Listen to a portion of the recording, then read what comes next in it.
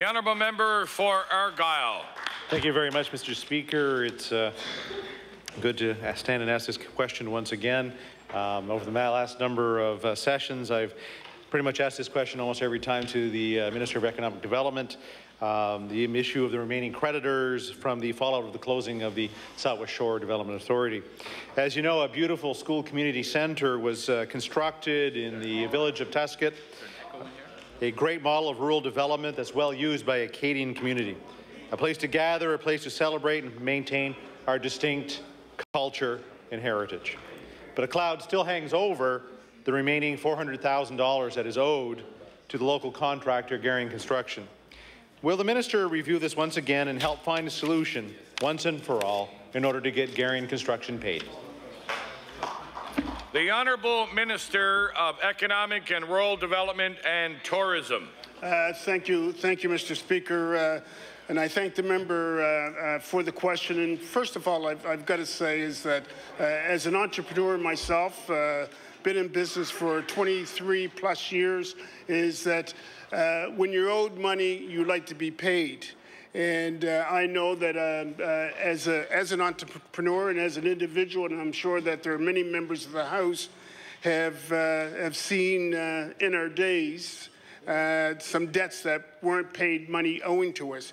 And one of the problems we have with this case, this instance, is that monies were paid out by the provincial government to take care of that debt. And certainly I agree with the member opposite, a nice facility, a great facility down there. And we did fill our obligation when we were asked by SWASDA to look after that debt, and we did that by writing the check.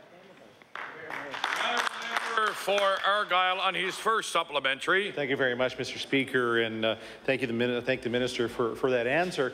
Even though, really, when you look at it, I'm not asking that the minister go and write another check to try to pay for this. What I'm asking for him to do is to sit down with the local councils, maybe with some local business people, and sit down with Garian Construction to see if there's a solution that can be found. Many times we've heard that maybe litigation is the only way to go on this, but the difficulty we had all along with Garian Construction, the school community centre, is the fact that it is a Crown-owned property. It is attached to a school, and therefore a lien couldn't be put on it and be very difficult to litigate that way. So again, my question to the minister is, will the minister listen to the pleas of local area and Garian Construction and commit to finding a solution? The Honourable Minister of Economic and Rural Development and Tourism. Thank you, Mr. Speaker. Mr. Speaker, I said yesterday, I proclaimed that I'm one of the most accessible ministers in government, and I will reiterate that when it comes to accessibility, that I'm very accommodating.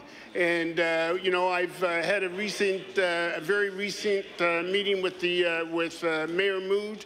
I do know that there's another meeting that's planned in the weeks ahead with the mayor, with the warden. That I will be at. It will be at the Premier's office, and I pretty well know the agenda in advance. And again, I think in a case like this, Mr. Speaker, I think we've demonstrated our willingness to meet with the good people of Yarmouth, and we will continue to demonstrate that.